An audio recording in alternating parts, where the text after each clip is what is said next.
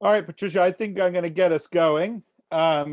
We seem to be filling up the room. I can hear the shuffling of seats and the rustling of programs, and the stage lights have come up. I'm Michael Diamond. I'm the academic director of the Integrated Marketing and Communications Department here at NYU School of Professional Studies in its division of Programs and Business. And I'm absolutely delighted both to be part of this event that the students of the IMA have organized, and more pointedly to welcome Patricia Corsi to our community. Patricia is the Chief Marketing and Digital Officer at Bayer Consumer Health, but a very eminent and experienced marketer with stints at Unilever and other really phenomenal brands and businesses that she will tell us about along the journey. So Patricia, welcome to our community. Great to be here. Thank you, Michael. And thank you for the team that has invited me to join today. So, I always ask folks who join us, I assume, when you were a young woman growing up in Brazil, you didn't necessarily dream of becoming the marketing lead for a global consumer healthcare company. So what's your journey? What got you here, and what's guided you to this point?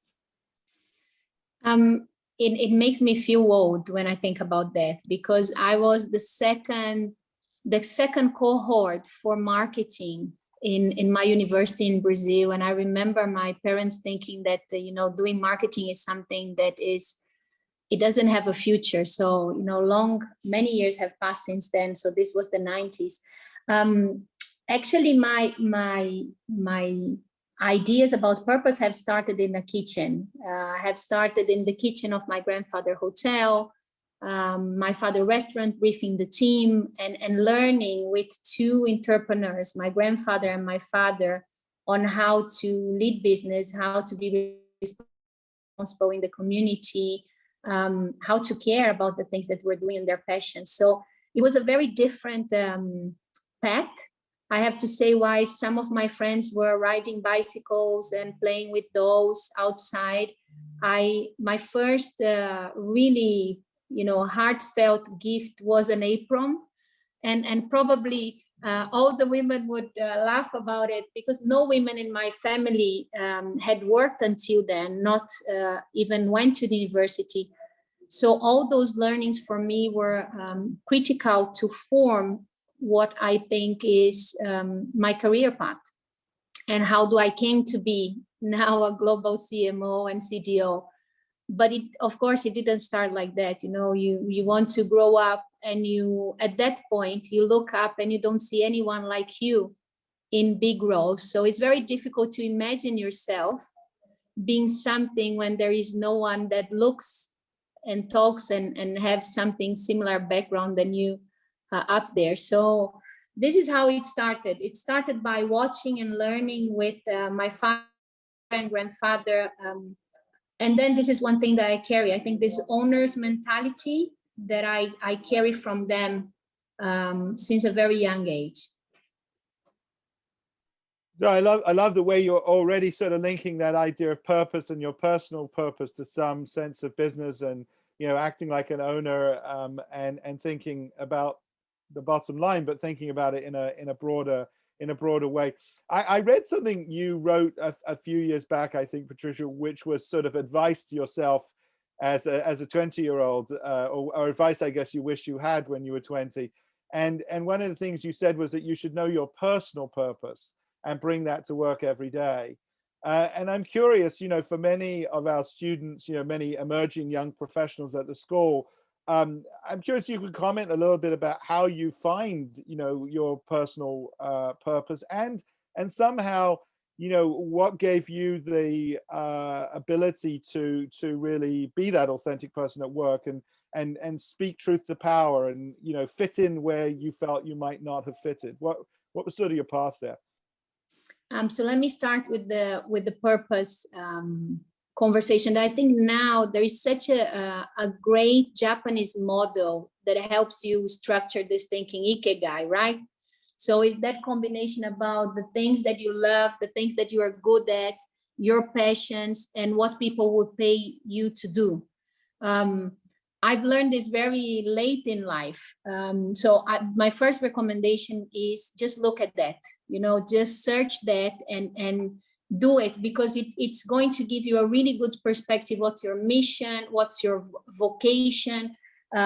What are your potential profession and your mission? So I think this is a really good structured way to look at that, because I think one of the traps on purpose is that you can look at this from a very idealistic point of view and forget that, if you want to live your purpose every day, it's important that you marry the two things. You marry something that can help you financially to have, security, and for many students to pay the students' loans, etc., and build a life while also doing something that you like.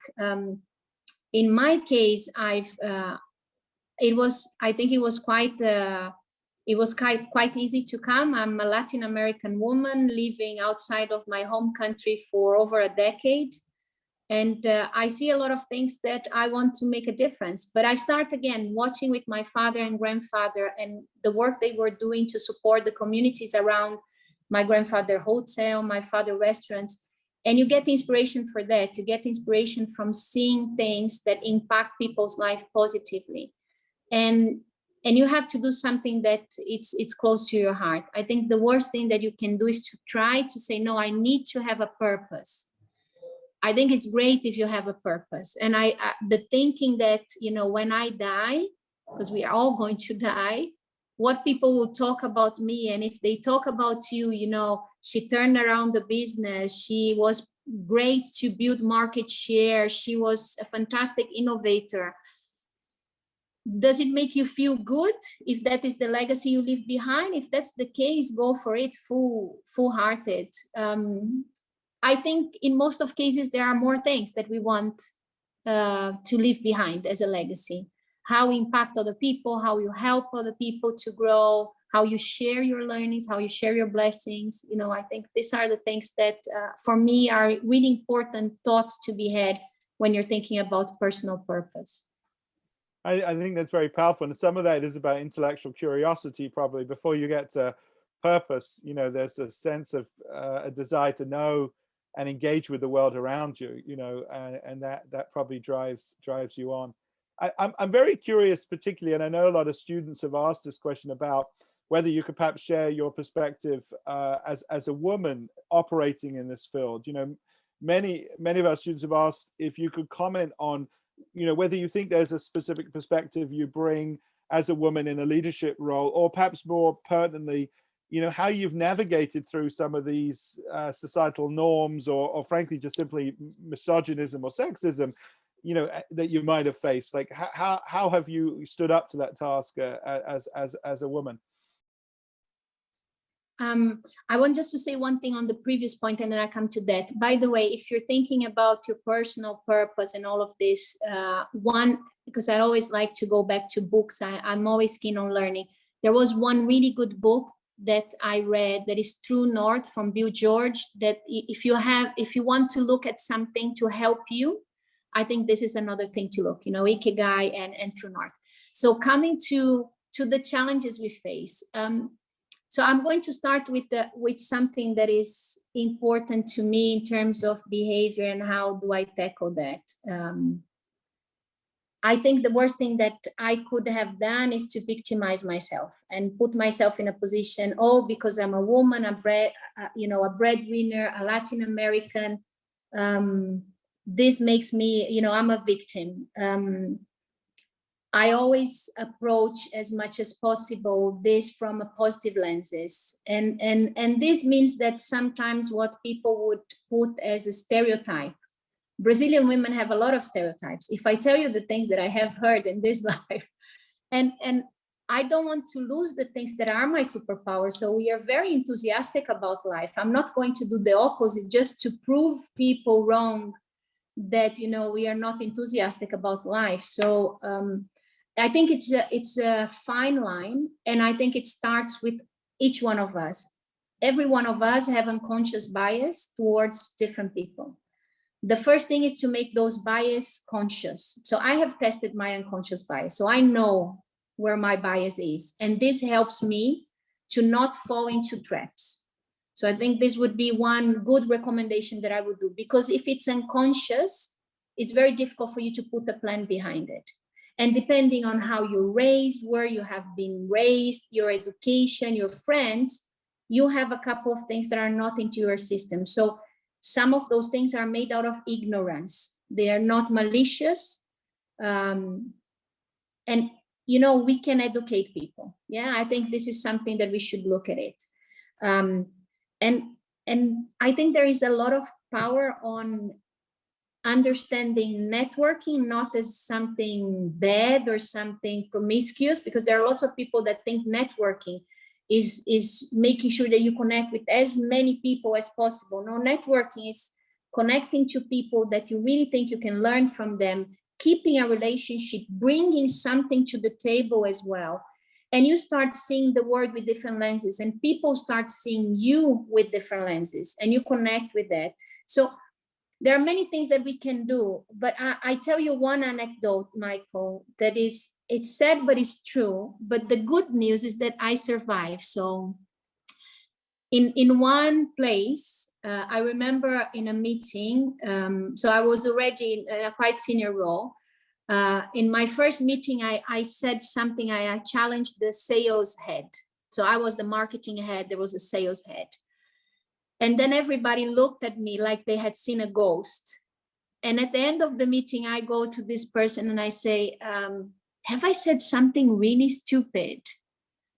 And then the answer to my, you know, unbelief was, no, you have to understand, we are not used to women that talk.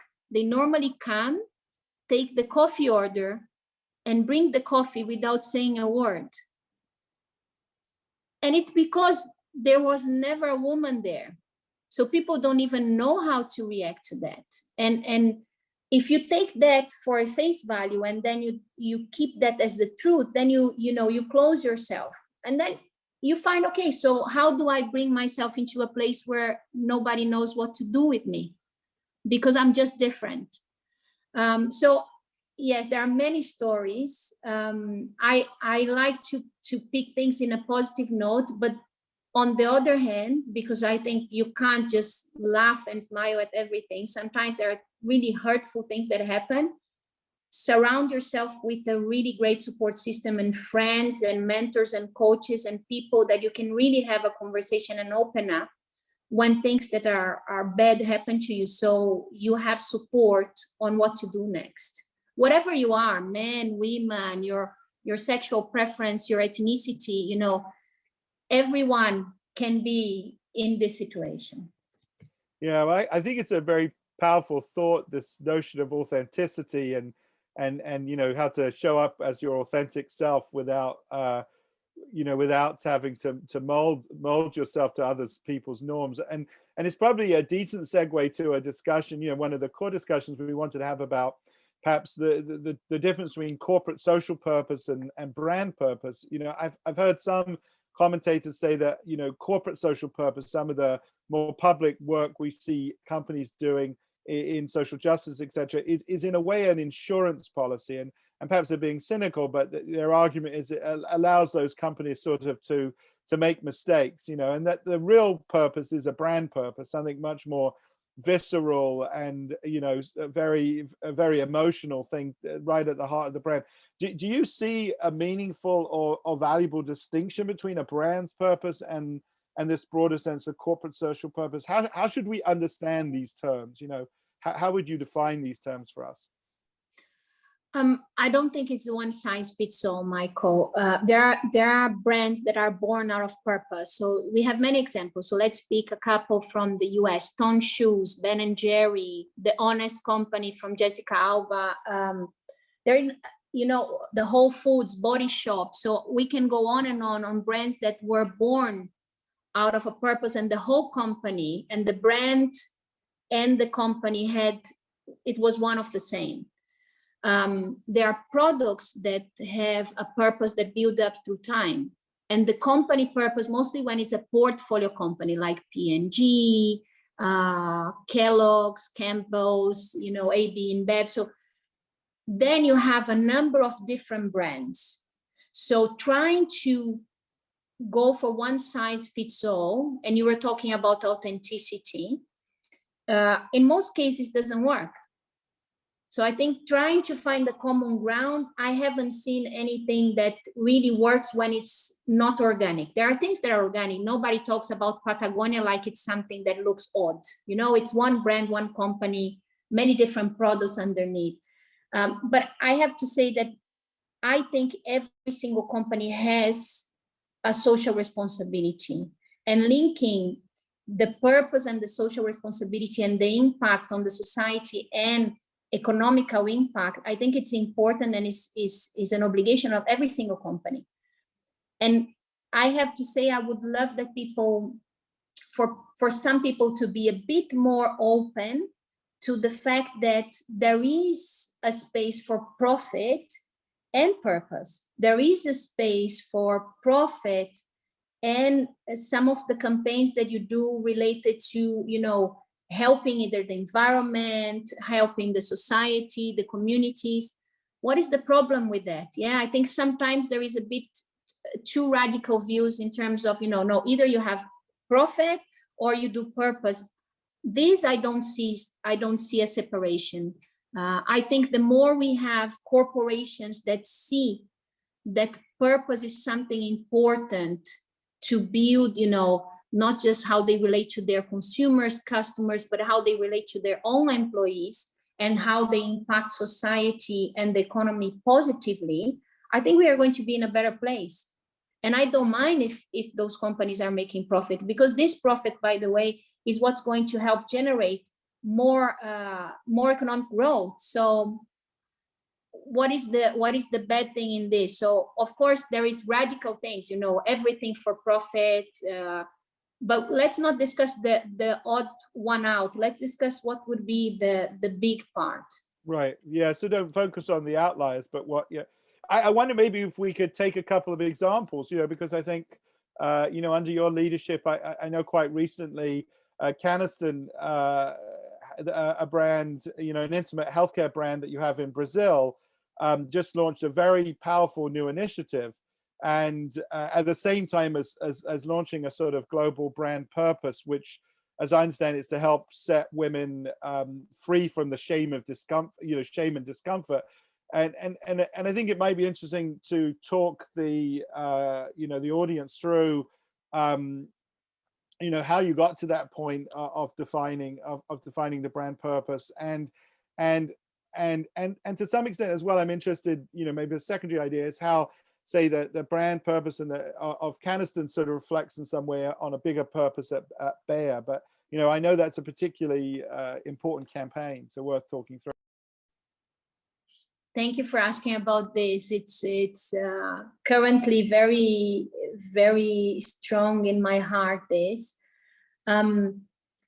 look, in health, most of the products and brands were born out of purpose, either purpose of help people coping with health issues. You know, we have a brand that is called Bepanthen that is in very big in Europe and in Latin America, that was born to help soldiers in the war front to take care of their wounds. So we have launched the first vitamin C because we needed to help people to take better good care of their immune system. So those brands, they are born, the science comes to help people to live healthier lives, to live longer lives when they were all born. So it is much easier, I have to say, to discuss brand purpose in health than it was in beer when I was at Heineken. Yeah. So if I talk a little bit about Vagina Academy, that is this program that you mentioned. So we know, so we did a lot. The first thing is we did a lot of research to get insights.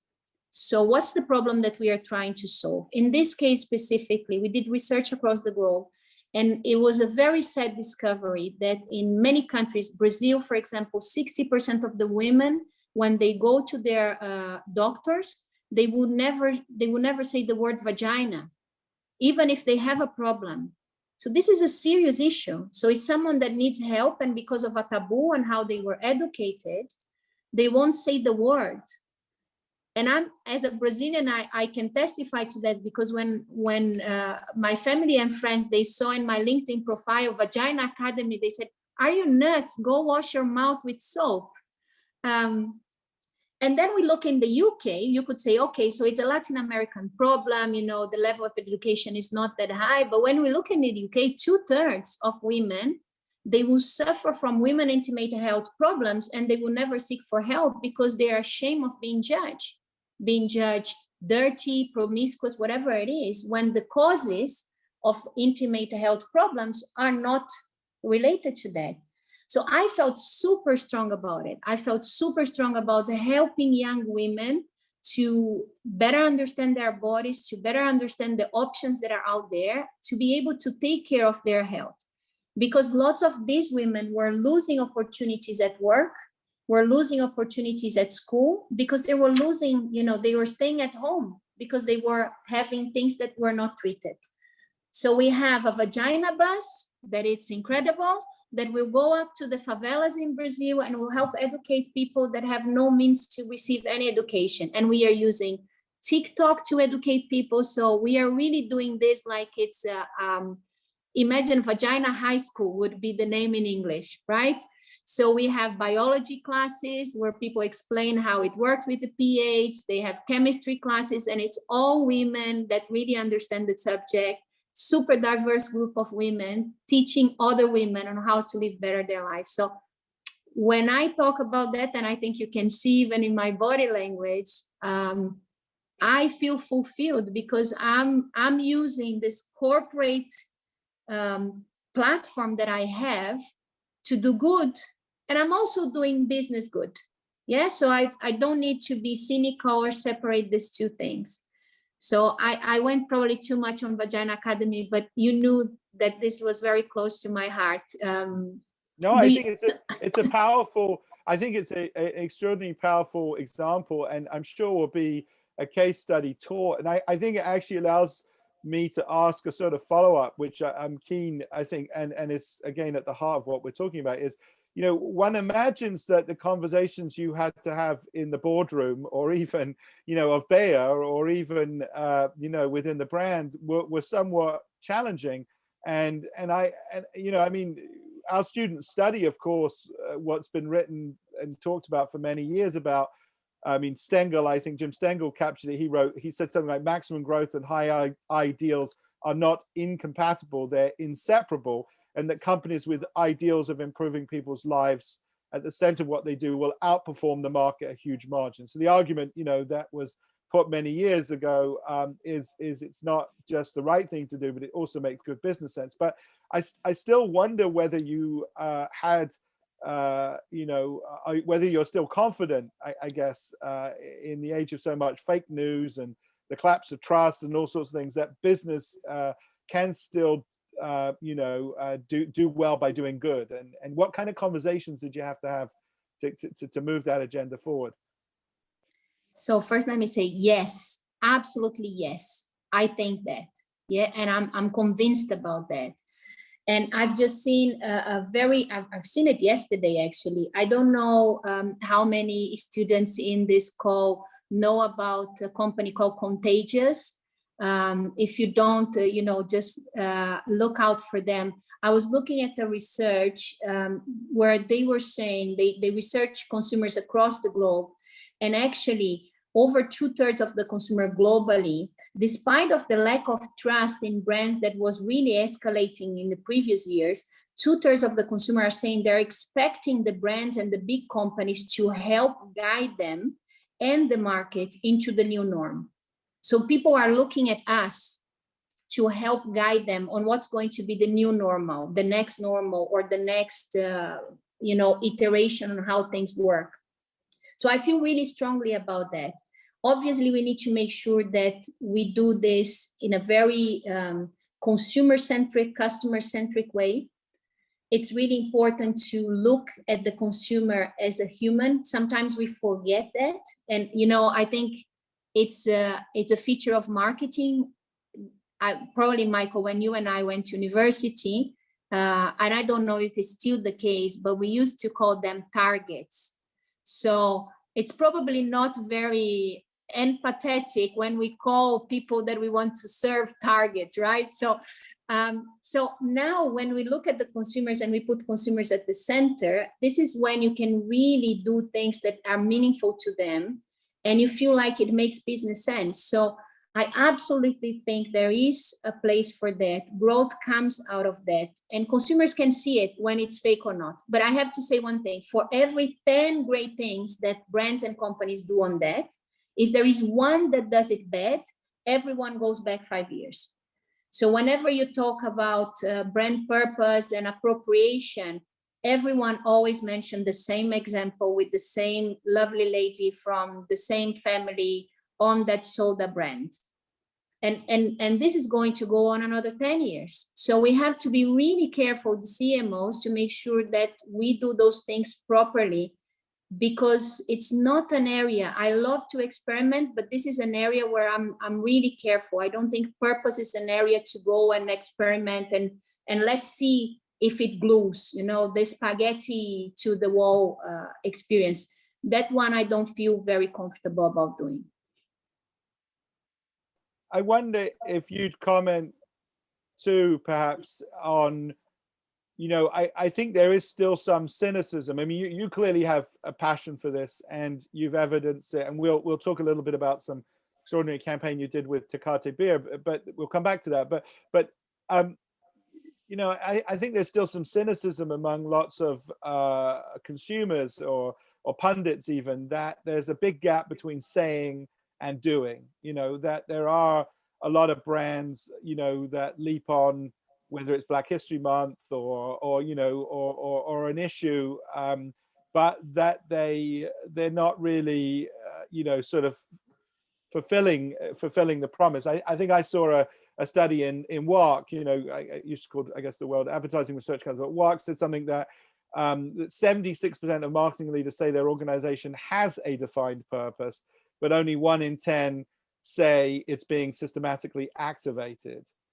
So what would be your counsel to marketers about how to ensure, you know, and you work in a big company and arguably more challenging there, that, you know, those people committed to purpose and those ideas about purpose actually see the light of day, see some action around those commitments? Look, and I can refer back to another question that you're asking me about the conversations on the boardroom. The first thing is that, you know, your job as a CMO is to bring not just external audience along, but the internal audience along. Yeah, so I think there is a very clear role of the CMO to make sure that this is not a hobby horse. Purpose is not something that, you know, I'm passionate about the ocean, so let me clean the ocean. So this is not my personal purpose, you know, just I want to use the company to drive. So I think the first thing is this, that we need to be really thoughtful on how we present this. And the discussions on the boardroom, we have to have a balance, because when we discuss things like purpose, it's very easy to be just on the soft side and the qualitative side and forget about the hard part, the P&L part, the investment part, the resources part. So the first thing is, I think in both cases, and responding to your question just now, is normally this disconnect between what you say and what you do comes from a lot of passion on ideas, but not enough depth on what it takes to do it. And if we go, you know, to life as it is, one of the biggest challenges for the countries with the brands is that when purpose comes, people think, oh, now I have an additional campaign to put on because I have my product, and I've heard this so many times, I have my product or core campaigns and I have my purpose campaign. There's still this, so then you see this from a duplication of investment point of view. And then obviously it's tougher for the business to see what's the benefit in there. So more and more we need the purpose of the brands integrated within the communication platform ideas. And this helps this problem of having, you know, we say we want to do a lot of things, but then when we go to action, we just do half of it. Because actually we didn't realize the cost of those things, not just financially, but also from a human resource point of view. So as much as we have this connectivity, the best. And the other thing that this is a really good torture test, is very difficult to have this if the purpose is not intrinsic to the brand, because then it looks like, a Frankenstein, right? So you're trying to put things that do not fit together. So this for me are the critical parts, the role of the CMO of engaging the boardroom on this journey, explaining that it's not a one-off journey. This is not a new shiny object play, but how do you really come to something that is holistically integrated to the business, and not that people just see the price tag on it. I think that's it's very insightful, and it sets us up perfectly. And we didn't plan this, for a conversation about an amazing campaign you and your team led for the Mexican beer Tecate, and I think was in the stable of Heineken at that time. Is that right? I think, and I'm actually, I think it's probably one of the best test case to really talk about that, balancing the brand voice and the social message, or arguably bridging a gap between these things. And just to sort of by way of background, but I'm sure you'll tell us more, that you took a pretty bold position for a beer about gender violence against women. And I think that is an interesting case to talk us through. How did that campaign come into being? What were the kind of negotiations and trade-offs internally? And I think to some extent, how would you even, several years later, won an award? It was an amazing campaign, but how would you measure its impact? Sales or social purpose, I guess? So this was a really interesting one, because Tecate is just for context, Mexico is one, at that point, was the biggest country for Heineken globally, and Tecate was the second biggest brand for the company globally, only behind the Heineken brand. So really, really important to the business. It was a brand that was built out of, in a way, communicating women in a way that it was really misogynistic. So I remember one of the out of homes, there was a blonde lady, a brunette, and a red hair, and underneath it was saying, self-serve buffet. So it was really coming from a strong point of view on how women were treated as objects. So for the brand to evolve and for the brand to move forward, the brand really needed to make a statement against those things. Yeah. And one of because for me, purpose always comes, I think the trigger of really going from an idea to really land on a great purpose is a killer insight. And the killer insight in this case is 2/3 of women, about 70% of women in Mexico were beaten up at home by their partners. And in at least half of these occasions, this man, because it was always the man beating the woman, was drunk. So there was a really clear correlation between the product and the violence.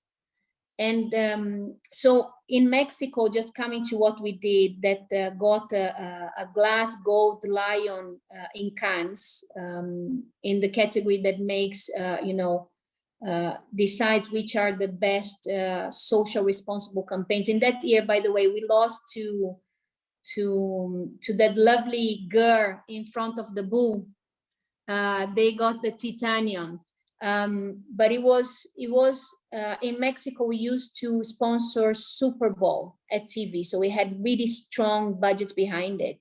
And we said, look, for every hashtag that you put behind this campaign against gender violence, we are going to put together, I don't know how many pesos, and we are going to build shelters for women that cannot stay at home anymore, because otherwise they're going to be killed. So the initial result was not good from a market share point of view. So we lost market share, because in the advertising, so if you guys Google with Tecate gender violence, you will see it says, if you are one of those guys, we don't want your business. So it was a very, very strong statement. But we built the shelters and we built the safe houses, and the brand has moved forward. And the brand started growing later on. But it was a really difficult conversation and decision on a category that is mostly masculine, done by men, for men, to men. So how do you come about having those conversations? You have to have very strong leadership, and in the case, the CEO of the business and the CMO globally of the business that really believe that that is the right thing to be done. So then conviction trumps what would be the short-term effects. And this was the case. So it is an amazing case from Heineken and a great show of how the company is really progressive in terms of understanding its roles in society and wanting to make a positive impact.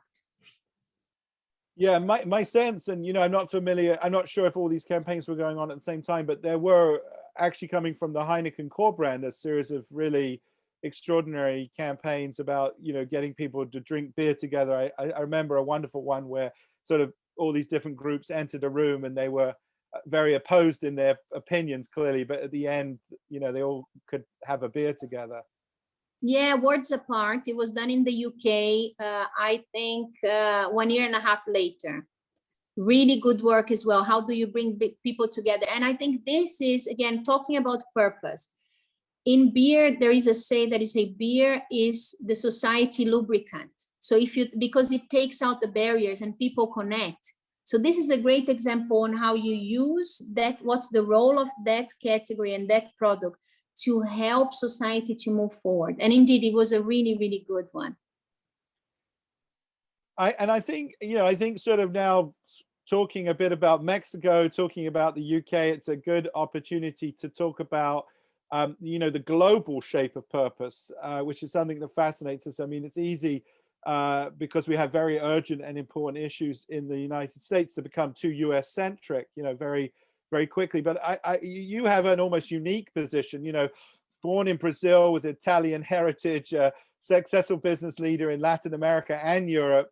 I'm wondering if you could comment a little bit about what you think are some of the more salient ways in which you've seen companies and brands sort of differ in how they think about purpose. How much is geography a variable in purpose? And I'm also interested if you've drawn sort of some unique inspirations, if you've seen cultures where you say, wow, that's really impressive and different. So for me, the most important lesson, having done global jobs and multiple regional jobs before, is to hold judgment, because each culture is different. So to discuss gender violence in Mexico is different than discuss gender violence in India. It doesn't mean there is not a problem, but you need to respect some factors there. And one of the things for me that is an important learning globally is that there is a difference between being bold and courageous and being disrespectful.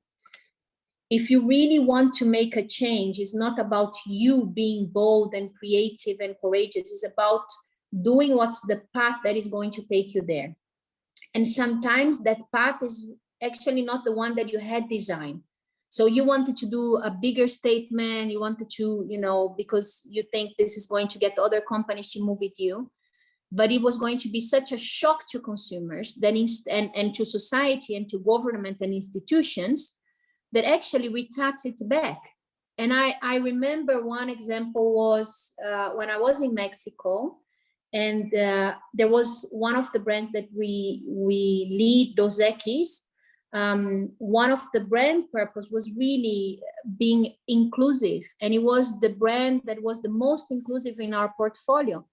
And once we got a piece of work in creative that was really making a bold statement about sexual orientation, and we thought and debate a lot about putting it on air, and we end up not putting it on air, not because we didn't believe our convictions were shaken, it's because we knew that it was going to be more damaging to the cause than helping, because we knew the church was going to complain, we knew that society was going to complain, and it was not going to help the cause. So we end up doing something different that helped, and what we did different, instead of having big outdoors showing same-sex kissing and things like that, because it was all about free love, we did, instead of Dos Equis, 2 X's, we did XY. And then you could put XY with XX, XX with XX. So this was our way of bringing people closer. And I think this is where creativity plays such an intrinsic role, because sometimes it's easier to complain, oh, but people don't get the idea. No, then bring a better idea. If your objective is to really change what's the status quo there, you cannot expect to change it just with a big bravado. And I think this in Dos Equis is a really good example on how it's not by force, but it's by smartness that you really can make a positive impact. That's an extraordinary example, Patricia. I hadn't come to my attention, but that's a really beautiful example. At some point in my career, someone told me it's better to be effective than right. And I think that's real wisdom, and that you're showing, aligned to that creativity. We had a question, actually. It's a good time to sort of start weaving in some questions directly from the audience about International Women's Day. International Women's Day is coming up. Lots of brands tend to congratulate women and offer them discounts, and and sort of publicly think about women. But clearly, women's inequality around the world is still significant. And so the question from our audience member was, do you think that brands should commemorate this day, and if so, how? What might be a more effective way to celebrate women at this time? Oh, this is a tough question, because I have a personal, strong point of view. So what I'm going to say is deeply personal. So it's what I say in my household, because I'm surrounded by men. So my husband of 20-something years, my son, and even the Mexican dog is a male. So it's all men around me. And I tell them the following: if you have one day in the year to celebrate you, this is the signature document that you are a minority. So if you need a day to celebrate you, so I'm not sure. I'm not sure I feel super positive about it, because I think it's just a statement that even though we are half of the population in the globe, because this is for me the mind-blowing thing. It's not that we are 10% of the population in the globe. And by the way, every single man around has to have had a woman in his life, because every human being is born out of a woman. So it's not that men do not connect with women. I think men has a vested interest also with their wives, with their partners, with their daughters, whatever it is. But I feel a bit conflicted. Having said that, so this is one of the things that is not about me. It's about what's the best for the world. I think there are a lot of people out there that see a great opportunity to celebrate the achievements and the progress, while also raising a flag on how much faster we should be moving. So a very simple example on something that is very close to my heart. So gender violence is one of them. So one of the things I like about gender violence is every month, I think is in the 25th of the month, there is something that is called Orange Day. That is the day to remember that we should stop violence against women. I like that. Every month we should remember that, and we should do things to stop that. And when we look at Women's Day, I would love that we have things that are actionable.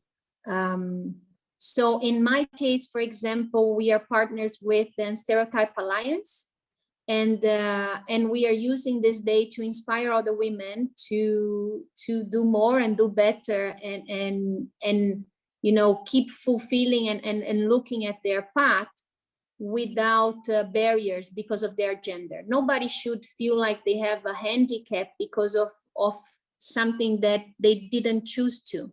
Yeah, we don't choose our gender, we don't choose our ethnicity, we don't choose our sexual preference. These are things that people shouldn't be judged by, right? So I feel a bit, so in a way, I want to celebrate that we have a day. In another way, I'm going to celebrate the day that we don't need to have a day to be celebrated, where every day is our day, like every day is everyone else's day.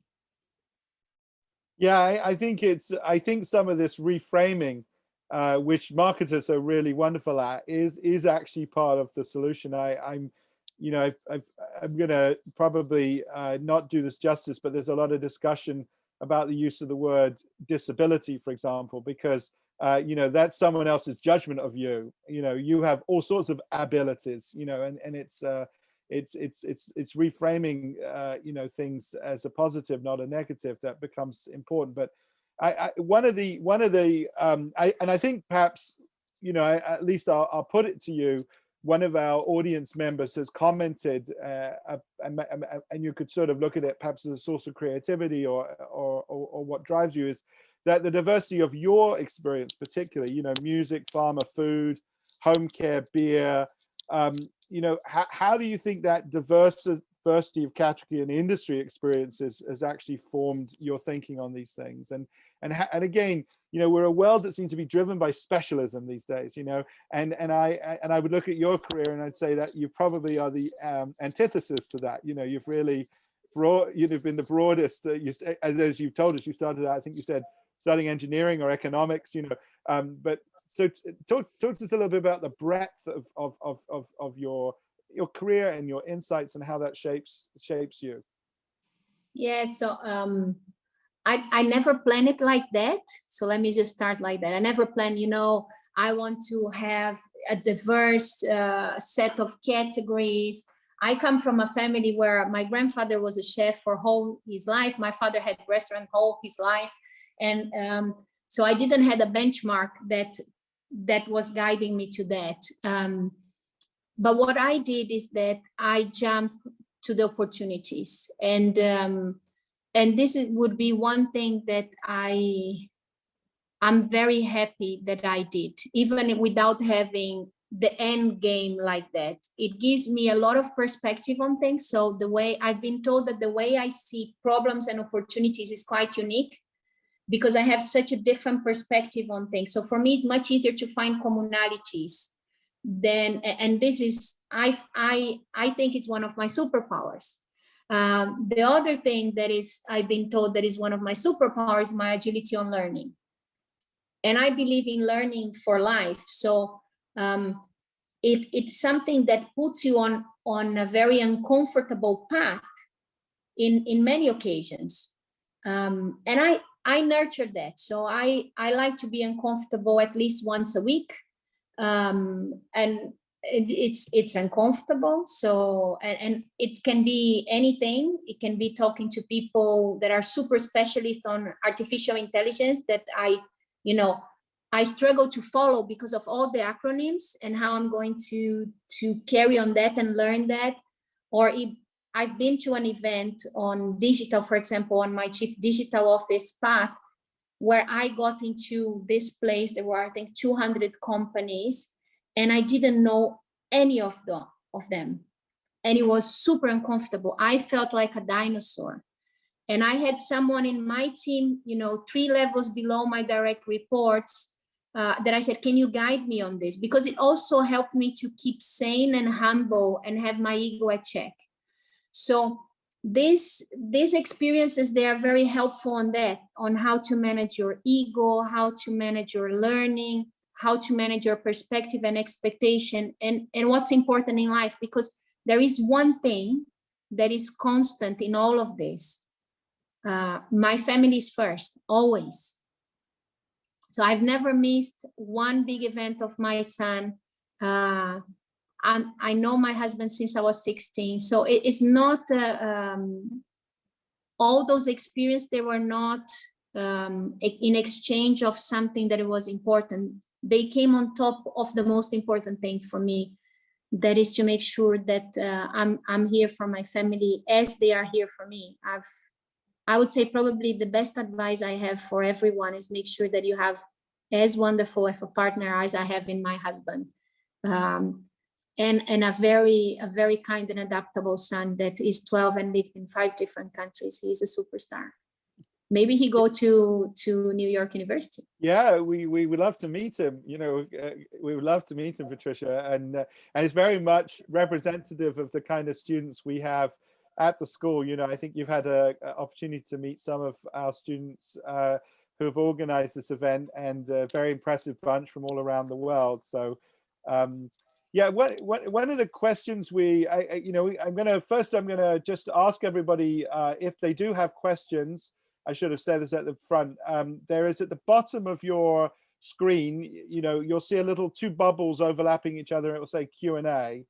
That's the best place to send questions in. And I and my colleague Meju, one of the students, has been monitoring them, and we'll field them as they come in. So, that's the best place if you have questions, and I encourage you to do that.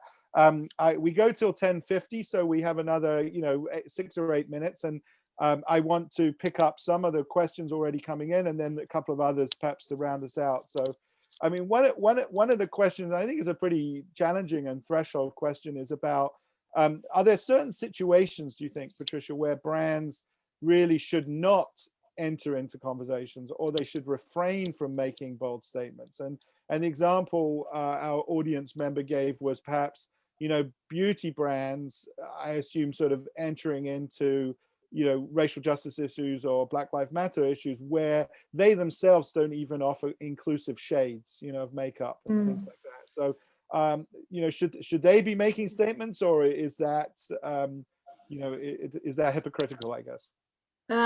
So I'm not going to mention any brands, but I'm going to tell you what's my principle. My principle is congruence. I love this word. It's a word that I've learned in English that I love. So what you say, you do. What you do, you say. And I don't think it's about, for example, in what you say, it's a beauty brand that can talk about this and that. It's how they have been acting on this specific subject before it turned into a public conversation, before it feels like people are trying to jump into the bandwagon. And I think this is, and sometimes there is this FOMO in marketeers that they think they need to be in every single conversation. We need to be in conversations where we are relevant. For example, let me just give you a simple example on COVID. Everyone in health were saying, oh, we need, everyone needs to jump on it. No, so if you have something that helps consumer to cope with the situation at the moment, wherever is the category that you're in, for all means, our job should be to serve the people that we represent. But I think this is the cross check. Are we by jumping into this, are we doing good? Are we serving them, or are we self-serving? And I think if you pass that very simple test, I think it tells you if you should do it or not. And I have to say, Michael, sometimes, because this is such a difficult territory, and it's easier to criticize than to compliment, is there are lots of good intention that are not properly executed. And we need to separate sometimes those two. I've seen a lot of criticism on some things that really have the good intention, have the thought behind it, but the execution was really poor. And by the way, I can connect this to one of the questions that is asking about one of my failures, because I think it's really important to talk about failures. It's uncomfortable. This is another uncomfortable moment. But it's really good, because if we don't have those, I never met anyone successful that has never failed. I tell you my view. If you haven't failed once, I'm not so sure you're that successful or you're that good, because you haven't pushed the boundaries. Probably you're just doing your job in the status quo. So I remember one brand in one country, not to be mentioned, where we had something really cool on purpose, because the brand was all about the ethnicity that was specific to that country. And it was one that was killed by the conquistadors. Yeah, but there was something super powerful there. And again, there was a really good insight saying, even though everyone looks pretty much the same, there is a lot of races that is viewed, it's underneath, depending on the color of your skin, on the shade of your skin. Yeah, so if you're 2 shades darker, if you're 2 shades lighter, there is this underneath racism. And we had something really powerful to do that. We were going to change the logo, because there was a person in the logo. We were going to change, and every different product, we have the different shades that are in that country. And we were so passionate about it. And 1 week before launching it, the PR agency, with all the good intents in the world, leaked a photo of their team using the t-shirts of the campaign. The thing is, the whole team was whiter than white. And then a conversation exploded on Twitter talking about the incongruence of the message with those people. Was it wrong? Were we trying to jump on the wagon? No. And what happened? We had everything ready and we never launched it because it was tainted already by that thing. Yeah. So I think these are the things that and I was happy to remember that, because it's a good example between the intent and what happens in execution. And sometimes the execution is skewed, great idea, great intent, great positive impact to change positively the society, but not always it goes as planned. I have a list of failures, by the way, in different areas, but this is one that it correlates a little bit with the thematic of purpose. Well, and I think there's a capacity to be public about your failures and to reflect on them, I think is a really powerful thing. And I think, is probably not something that's understood or even taught at some level, because we're also, focused on success and that's amplified obviously by social media and all sorts of other things, which are all about how beautiful you are and your family is and how wonderful your vacations are and how successful your latest job transition is. But so we have a couple of minutes, and I want to close on time, give people a break. So I actually want to close with a question, almost sort of a two-parter, but it's very much about students. One question is really, you mentioned reading and reading a lot, and you mentioned a couple of wonderful resources that we will make available the names of later to the participants. But is there any other sort of key things that you read or places you go? That's part one.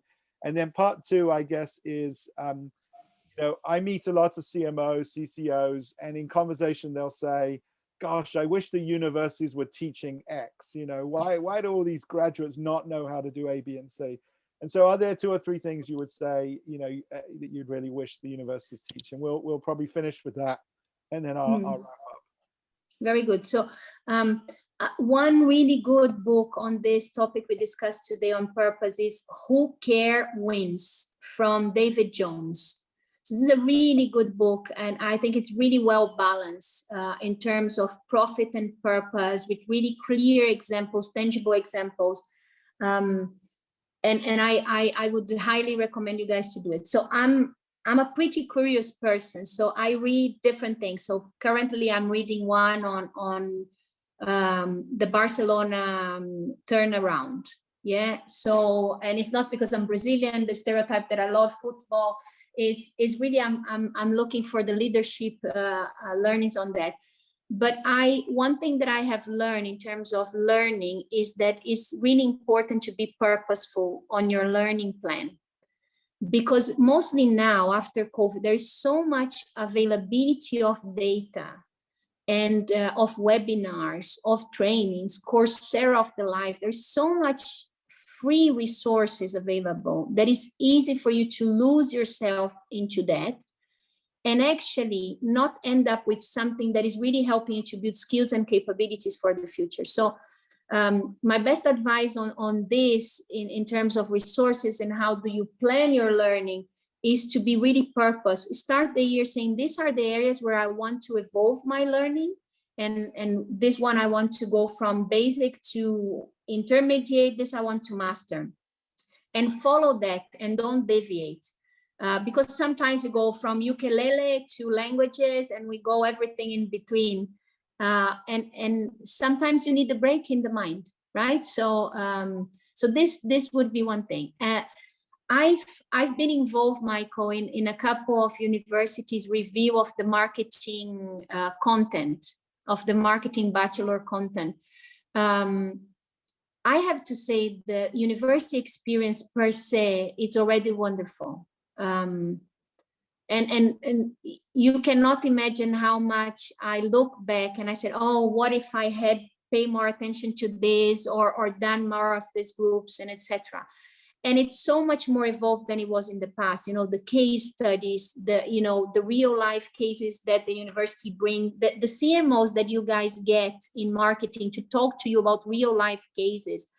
So this is wonderful. I don't think there is any problem. Yeah, so we can all, I think there is beauty in imperfection. And I think it's great that it's imperfect, because this, if we try to be perfect, we are never going to be on time. And potentially we are trying to bring everyone else to a minimum denominator. And there is no brilliance in the average. So I prefer that there is this thing that is not perfect, but then the students also are building it together with the professors and together with their colleagues, because these are the networks that you're going to form for the future. This would be one thing that I would say. But I would say just do two things, because I think what's going to be most important for your career are above and beyond what you learn academically. And there are two things. One is enthusiasm. If you don't have an enthusiasm about life, it's going to be very difficult for you to be a great marketeer, because you have to be enthusiastic about consumer. You have to be enthusiastic about their needs, to learning. This is for me critical. Yeah. And the second one is being curious. If you like monotony, if you like, having the same thing every time, delivering the same result, this is not for you. And it's all good. There's no problem. It's a very, the word out there, there's so many new professions now, right? Versus what we had before. I think there's always the time and space, but this, if you're not enthusiastic about it, and you're not willing to put yourself curiously out there, ask the questions that you think are the stupid questions. By the way, these are the things that I love the most when we have new people in the team. Ask the obvious questions. There is another good book that is a very old book that is, I think it's called Obvious, Adam's The Obvious, something like this, that talks about the power of the obvious questions. They're the most difficult to answer. And when you grow up in the corporate business or in agencies, wherever it is, you start being afraid of asking those questions and how people are going to judge you. So as much as possible, keep that very close to your heart. And I'm sure you're going to be very successful. Well, I want to thank you sincerely. That's extraordinary counsel. I think you've just created 700 new evangelists for your cause, Patricia. So, and hopefully several resumes winging their way to you from our students. But it genuinely has been an absolute delight and pleasure to get to know you, even in the last 48 hours, and to welcome you into our community. In deference to our next speaker, who comes on at 11, I want to thank you very, very much, Patricia, and I'm sure we'll see you back at the school. I just want to let folks know that at 11, we start up with Augie Ray from Gartner back in Channel 1. So you'll want to go back to Channel 1. And Patricia, you're welcome to have the last word. Thank you very much. So I really want to thank the whole team that has prepared that. It was really a pleasure to be here with you. Thank you very much for inviting me.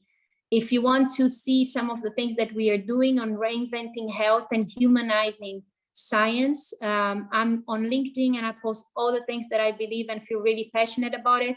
If you want to know more about Vagina Academy that I saw in the questions as well, just go there, just follow the trend line there. And I wish you all a great rest of the event. And, with a lot of enthusiasm for great new marketeers coming up to the marketplace. Michael, thank you very much. It was a pleasure to meet you. Excellent. Bye, everyone. Thanks so much.